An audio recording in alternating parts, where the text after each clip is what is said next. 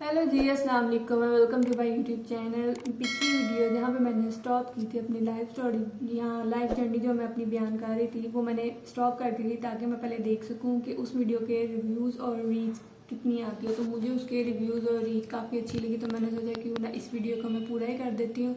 और आज मैं इस अपनी लाइफ जर्नी का सेकेंड पार्ट में रिकॉर्ड कर रही हूँ, तो बने रहिएगा मेरे साथ, मेरे चैनल को सब्सक्राइब कीजिएगा।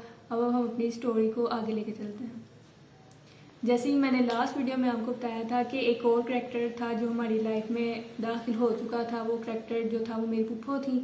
उन पुप्पो ने आके हमारी लाइफ को मज़ीद दुश्वार कर दिया था। आगे हमारी लाइफ में बहुत हर्डल्स और बहुत परेशानियां चल रही थी, लेकिन पुप्पो के आने की वजह से मज़ीद दुश्वारी हम पे आई। जो हम अपनी लाइफ एक चार दीवारी में सुकून से गुजार रहे थे, उसमें मज़ीद परेशानियां पैदा करना उनका काम था, जो कि उन्होंने शुरू कर दिया था। हम लोग अपनी जो चार दीवारी में जो लाइफ गुजार रहे थे, हम जहाँ जा रहे थे, हमारे घर कौन आ रहा था, हम क्या खा रहे थे, हमारे एक एक एक्शन पे नज़र रखी जाने लगी। उन्होंने ये करैक्टर ये काम सर अंजाम दिया। तो हमारी एक एक एक्टिविटी पे जब उन्होंने नज़र रखना स्टार्ट की, उसका ये हुआ कि रिज़ल्ट ये हुआ कि हमारा एक एक एक्शन हमारे ताया तक पहुंचने लगा कि हमारे घर क्या हो रहा है। उस चार दीवारी की ज़िंदगी में जो हम अपनी लाइफ गुजार रहे थे, उसमें से भी पल पल की खबर हमारे तायाबू तक हमारी दी जाने लगी। और इसी दौरान फिर मेरे पापा भी वापस आ चुके हुए थे पाकिस्तान, और वापस आने से पहले क्या क्या हुआ, किस तरह हुआ, वो मैं सब कुछ आपको अपनी प्रीवियस वीडियो में ऑलरेडी सारी डिटेल से बता चुकी हूँ। पापा पाकिस्तान वापस आए तो हम भी अपने न्यू घर में शिफ्ट हो गए। और न्यू घर में हमने जो अपनी ज़िंदगी का पहला साल गुजारा, वो हमने इंतहाई सुकून से अपने पापा के साथ गुजारा, क्योंकि हमें लाइफ में पहली दफ़ा मौका मिला था कि हम अपने पापा के साथ इतना लंबा अरसा गुजारें। क्योंकि पापा जब आते थे 1-2 महीने के लिए आते थे और चले जाते थे। उस एक साल में हमने अपने पापा को बहुत करीब से जाना और हमें पता चला भाई बाप की शफकत क्या होती है। जब हम अपने न्यू घर में शिफ्ट हुए, उस दौरान मैं भी कॉलेज में पहुंच चुकी हुई थी।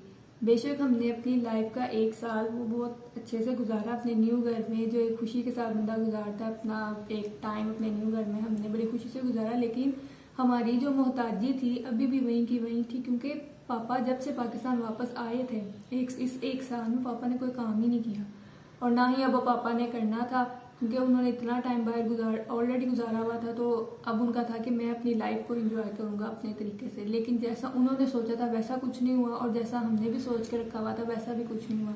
हमारी मोहताजी मज़ीद बढ़ती गई। हम अपनी ज़िंदगी में कोई भी काम अपनी मर्जी से कर ही नहीं रह सकते, क्योंकि हमारे ना किसी फैसले की कोई वक़्त, कोई अहमियत, कोई कुछ था ही नहीं। हम कुछ कर ही नहीं थे सकते। अगर हम अपनी मर्जी कुछ करना चाहते तो हमें एक ही धमकी दी जाती थी, जो कि उनके लिए सबसे बड़ा हथियार था और हमारी सबसे बड़ी कमजोरी थी, क्योंकि मेरे पापा ने ही अपना सब कुछ उनके हैंड ओवर किया था। और हमें एक ही धमकी दी जाती थी कि मैं आप लोगों का खर्चा बंद कर दूंगा या आप लोगों का खर्चा बंद कर दिया जाएगा। तो हम अपनी मर्जी से ना कहीं हम जा सकते थे, ना कोई हमारे घर आ सकता था, कोई काम नहीं हम अपनी मर्जी से कर सकते थे। हमारी लाइफ इतनी बाउंड हो चुकी हुई थी कि हम कुछ भी नहीं थे खुद कर सकते। हमारी ज़िंदगी का एक एक फैसला सिर्फ वही एक शख्स हमारे तायाबुक के हाथ में था और वो ही कर सकते थे। अपनी मर्जी हमारी किसी सूरत नहीं थी चलती। रिश्तेदारी निभाना और सब रिश्तेदारों को एक साथ लेके चलना एक बहुत ही डिफ़िकल्ट और मुश्किल मरहला है। हमारी लाइफ में ऑलरेडी हमारे पुप्पो ने इतनी डिस्टर्बेंस क्रिएट कर दी थी कि जब हम अपने न्यू घर में शिफ्ट हुए तो हम वहाँ पे उनको लाना कि हम उनसे मिलना ही नहीं थे चाहते। लेकिन जैसे मैं पहले बता चुकी हूँ, हमारी किसी फैसले की क्या ही वो करती। तो और जो धमकियाँ हमें सिर्फ पहले बस धमकियों की सूरत में मिल रही थी, हमें डराया जा रहा था, इस बारी वो सब अमल में आने लग गई थी। इस दौरान अब हमारा खर्चा बंद हो चुका हुआ था और पुप्पो की वजह से हमें प्रेशराइज किया जा रहा था। उसी पुप्पो की वजह से जो पहले हमारे पल पल की खबर हमारे तायाबू तक पहुंचाती थी, एक साल में ये रिपोर्टिंग का सिलसिला बंद हो चुका हुआ था, क्योंकि शहर बदला गया, पुप्पो भी नहीं थी, तो रिपोर्टिंग कैसे होती, कैसे हमारी पल पल की खबर उनको मिलती। तो उस टाइम पे हमें प्रेशराइज किया जाने लगा कि उनको अपने साथ रखो, और वजह पीछे यही थी कि पल पल की हमारी इन्फॉर्मेशन उन तक पहुंचे कि हम लोग घर में आखिर करते क्या हैं, हमारे बाप के साथ सलूक क्या है, हमारे घर में क्या पकता है, हम क्या खाते हैं, हम कहाँ खर्चा करते हैं। हर चीज़ की इन्फॉर्मेशन लेने के लिए हमारे साथ अब ये सलूक किया जा रहा था।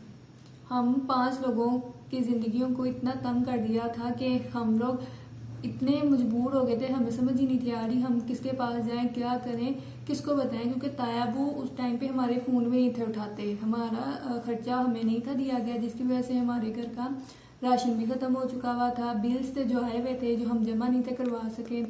फिर फाइनली हमने कोई 15-20 दिन इस हालत में गुजारे कि हो सकता था अब कोई हम पे रहम आ जाए और ये शर्ट वो अपनी हटा दें और हर्चा में मिल जाए, लेकिन नहीं, ऐसा नहीं हुआ। फिर कोई 15-20 दिन के बाद हमने ही ये बातें रिलेटिव्स में शेयर की, उन सबको बताया कि हमारे साथ क्या किया जा रहा है और क्या सलूक हो रहा है हमारे साथ, हम पे क्या गुजर रही है। फिर कोई हफ्ते 2 हफ्ते की बाद ना जब सब ने मिल के बैठे बात वगैरह की तो सब ने सोचा कि चलो इनको ना ताया अबू के घर लेके जाते हैं ताकि सामने बैठ के बात करें कि आखिर कैसे इस मसले को सॉल्व कर सकते हैं। हम 5 लोगों की इज्जत नफ्स को मजरूह किया जा रहा था। बिल आखिर पापा के ही रिलेटिव्स हमें फिर ताया अबू के घर लेके गए। वहाँ पे जब हम गए तो सबसे पहले तो हमारे साथ ये सलूक हुआ, हमें तो घर के अंदर ही नहीं आने दिया गया। हम कुछ देर बाहर हम लोगों ने वेट किया, फिर कोई 15-20 मिनट बाद सिर्फ मुझे और मेरे भाई को, हम बहन भाइयों को अंदर बुलाया गया। मेरे वालिदैन को अंदर तक नहीं आने दिया, दरवाजे तक सारे गए लेकिन अंदर सिर्फ हम बहन भाइयों को बुलाया गया। हम जब अंदर जा रहे थे उस टाइम पे दिल में ऐसी कैफियत थी कि मेरे ही बाप का कमाया हुआ है और वो ही अपने पास रख के उनके साथ ऐसा सलूक किया जा रहा है। खुद ही वो सारा हथियार के अब आज मेरे वालिदैन को ही घर के अंदर नहीं आने दिया जा रहा।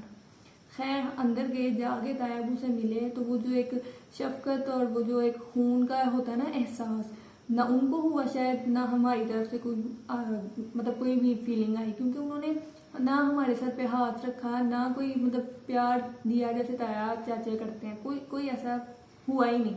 उसके बाद हम अंदर जाके बैठे हैं तो जी पहला सवाल, आप लोग यहाँ पे आए क्यों? इतना सख्त दिल हो चुका हुआ था ताया अबू का उस टाइम पे कि उनको पता भी था कि हम क्यों आए हैं, वजह क्या है, क्या हो रहा है हमारे साथ, हमारी लाइफ में क्या चल रहा है, क्योंकि उन्हीं की वजह से तो सब कुछ हो रहा था। पर हमें यही सुनने को मिला भाई आप लोग यहाँ पे आए क्यों। फिर साथ ये भी कहते हैं कि आप लोगों की बेहतरी इसी में ही है कि जो मैं कहता हूँ वही आप करो, नहीं तो कोई खर्चा नहीं है। 5 मिनट हमने अपनी खूब इंसल्ट करवाई और फ़ायदा कोई भी नहीं हुआ हमें वहाँ पे जाने का। जो जैसे हालात है वैसे ही उठ के हम वापस आ गए और बात उनकी वही की वही थी कि जो मैं कहता हूँ वो करो, यानी वो चाहते थे उस टाइम पे कि पुप्पो को अपने साथ रखो और पुप्पो को जाके लेके आओ। पर खैर हम लोग उठ के वापस आ गए। हम उस टाइम पे अपनी उनकी शर्ट मारने पे राज़ी नहीं थे, क्योंकि हमें था कि शायद फैमिली वालों के फोर्स करने से या कोई हो सकता है सेंट्रल बात निकल है, क्योंकि हम नहीं थे चाहते, वाकई में नहीं थे चाहते कि वो पुप्पो हमारी लाइफ में दोबारा इंटरफेयर करें।